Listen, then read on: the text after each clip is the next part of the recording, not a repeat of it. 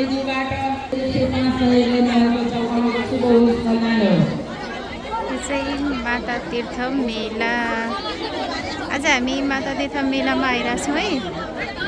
यहाँ चाहिँ बत्ती बाल्ने काम भइरहेछ। यो चाहिँ माता तीर्थको कुण्डा है। यो चाहिँ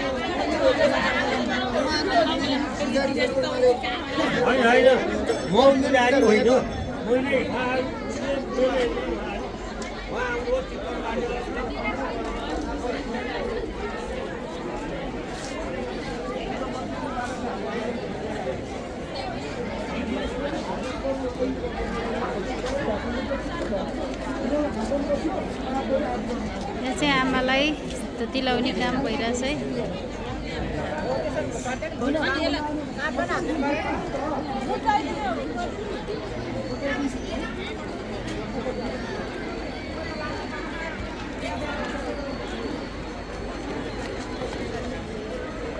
यस्तै चन्द्रगिरी निवासी मनमाया श्रेष्ठज्यूबाट स्वर्गीय आमा चन्द्रमाया श्रेष्ठको नाममा रु 110 सहयोग गर्नुभएको छ उहाँको शुभ होस् कल्याण होस्।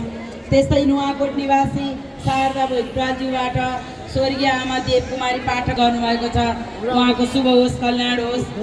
त्यस्तै गरी काँडाघारी निवासी सरिता दुलालज्यूबाट स्वर्गीय आमा मिठु कोइरालाको नाममा रु 250 सहयोग गर्नुभएको छ उहाँको शुभ होस् कल्याण होस्।